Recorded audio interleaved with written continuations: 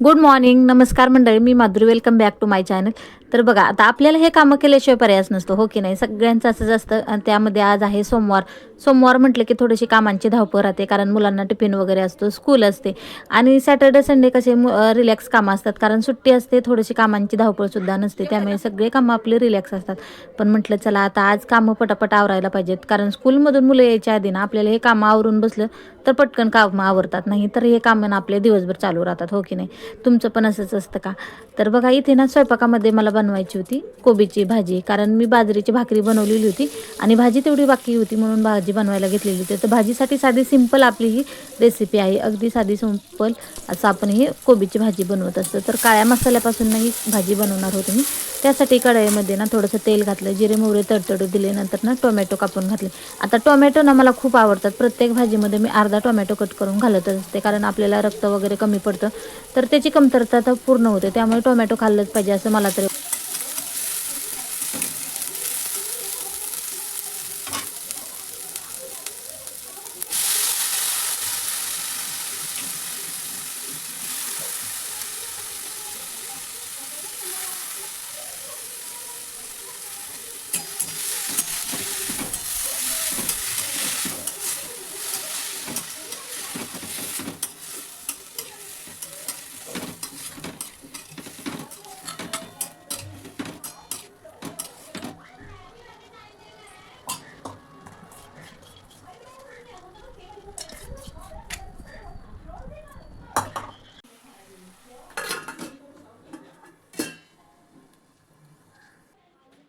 कोबीच्या भाजीमध्ये ना मी मुगाची डाळ घातलेली होती आणि खूप छान अशी साधी सिंपल आपली ही कोबीची भाजी तयार होते. पण ही ना मी काळ्या मसाल्यापासून बनवलेली होती.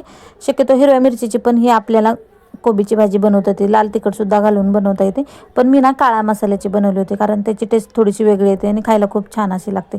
एकदा अशा पद्धतीची नक्की ट्राय करून बघा. तर इथे कोथिंबीर वगैरे मी सगळे कट करून ठेवलेली होती. आता हे कंटेनरमध्ये सुद्धा मी कोथिंबीर भरून ठेवलेली होती. तर बघा, एक काम तीनदा आणि ताकात पाणी दोनदा अशी कंडिशन माझी असते.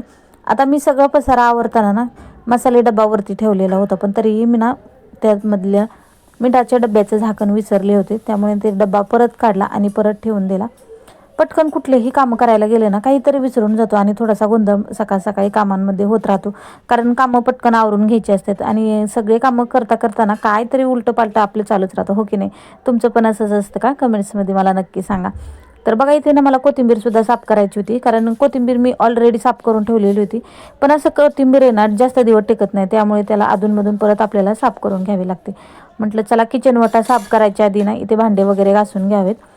तरी ते तुम्हाला साईडला टपामध्ये पाणी दिसत असेल. आता हे सरकारी रूम असल्यामुळे ना इथं कॉक वगैरे अजिबातच नाही, सगळीकडे पाणी भरून ठेवावं लागतं, टॉयलेटला, बाथरूमला आणि किचनमध्ये सुद्धा पाणी भरून ठेवावं लागतं. त्यामुळे ना इथे पाणी भरून ठेवावं लागतं आणि थोडीशी अडचणसुद्धा होते. किचन वाटा अगदी छोटा आहे आणि पाहिजे तसं आपल्याला इथे ॲडजस्टसुद्धा काही गोष्टी करता येत नाहीत, कारण इथं लाईट वगैरे खूप कमी पडते, प्रकाश जास्त येत नाही आणि त्यामुळे ना व्हिडिओसुद्धा जास्त क्लिअर घेता येत नाहीत. बरेच सगळे प्रॉब्लेम आपल्याला ना काही अडचणी येतच राहतात. तर बघा, तुम्ही इथे भांडे वगैरे काही जास्त नव्हते, कारण सगळे कामं झाले की मी पटकन भांडे घासून घेत असते. एकदा सगळे भांडे साचून कधी ठेवत नाही, त्यामुळे थोडे थोडे भांडे माझे असतात आणि ते मी लगेच साफ करून घेते किंवा घासून घेते. म्हटले एकदा सगळे पडले ना खूप पसारा वाटतो आणि मला ते अजिबात आवडत नाही, त्यामुळे किचन माझं नेहमी स्वच्छच असतं. तर इथे ना भाजी होती तोपर्यंत मी किचन वाटा तर सगळं पसारा आवरून घेतला आणि ते गॅससुद्धा पुसायला घेतला, कारण भाजी करताना साईडला तेल इकडे तिकडे सांडलेलं जातं आणि ते भाकरी करताना पाणीसुद्धा सांडतं, त्यामुळे ते सगळं स्वच्छ करून घ्यायचं होतं. तर इथेच थोडीशी मी ना कोथिंबीर कट करून ठेवलेली होती भाजीला घालण्यासाठी.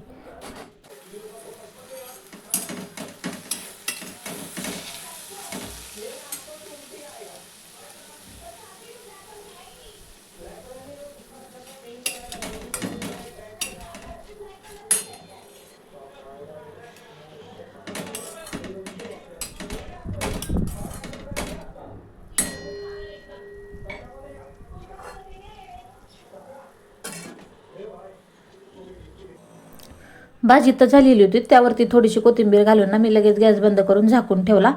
तर इथे ना फ्रीजरचं झाकण माझं ना बऱ्याच दिवस झालं तुटलेलं होतं. रोज मी ठरवत होते की आज त्याला नीट करायचं, उद्या नीट करायचं, पण काही कामातून वेळच भेटत नव्हता आणि ते विसरून जायचे. काही ना काही कामास्तव ते विसरले ना तसेच विसरून जायचे. म्हटलं आज काही करून आपल्याला हे झाकण व्यवस्थित असं करून घ्यायचं. तर इथे मी झाकण काढलेलं होतं.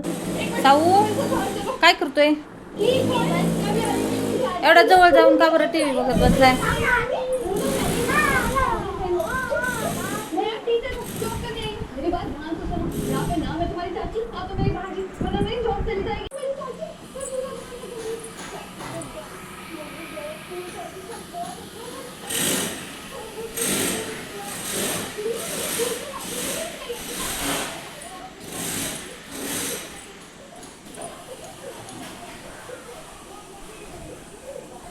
किचन वटा वगैरे साफ करून घेतला आणि इकडे आले तर साईचं हॉलमध्ये ना टी व्ही समोर जाऊन टी व्ही पाहायचं काम चालू होतं. आता त्याला एक ना खूपच बेकार सवय आहे. त्याला ना टी व्ही समोर जाऊन टी व्ही बघायची सवय लागलेली आहे. किती वेळ सांगितलं सोप्यावरून बघ, लांबून बघ, पण त्याच्या काही लक्षात राहत नाही. अगदी टी व्ही समोर जातो आणि टी व्ही बघत बसतो. तर बाहेर ना बिल्डिंगचे सगळीकडे कामं चालू आहेत, त्यामुळे ना एवढं इरिटेट होतात ना, सगळीकडे मशीनचा जोरजोरात आवाज येतो. आता हे सरकारी रूम असल्यामुळे ना काही कामं ह्याचे चालूच असतात आणि ते कामं आले की सगळ्यांनाच कामं करून घ्यावे लागतात. आता आमच्याही रूममध्ये कामं आहेत, पण आता थोडा वेळ होता आणि बाकीच्यांचे नंबर होते, नंबर वाईज सगळे कामं करून घेत असतात. तर इथे ना मी फ्रीजचं झाकण काढून घेतलेलं होतं आणि इथं टी व्ही बघत बघत ना माझंही काम चालू होतं की याचं झाकण चिटकवायचं, म्हणून मी फेविक्विक घेऊन आलेले होते. आता ह्याचे 2 भाग झालेले होते झाकणाचे आणि ते बघा माझे बोटच चिटकून बसले होते पूर्णपणे, कारण ते भांडं चिटकवायला गेले ना तर त्याला साईडला चिर होती आणि ते चिरेमधून ना डायरेक्टली खाली फेविक्विक जात होता. आता मी 2-3 वेळेस बघितलं, म्हटलं बोटाला तर चिटकतंय पण हे खाली का चिटकून बसना, बघितलं तर ते परत फाकतच होतं.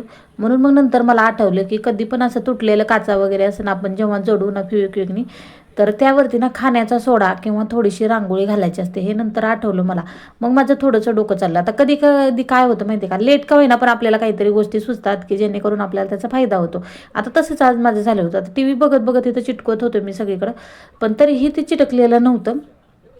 आणि नंतर मग मला आठवल्याच्यानंतर मी रांगोळी घेतली आणि त्याला ते चिटकवायला लागले. तर बघा कधीही काही तुटलेलं असेल ना तर त्या ठिकाणी फेविक्विक लावताना ना त्यावरती खाण्याचा सोडा किंवा थोडीशी रांगोळी घालायची. तो इतका पॅक म्हणजे जॉईंट होतो ना की ते परत तिथं कधीच तुटत नाही. साईडला तुटेल पण त्या जागेवरती जिथे आपण चिटकवले ना तिथे तुटत नाही.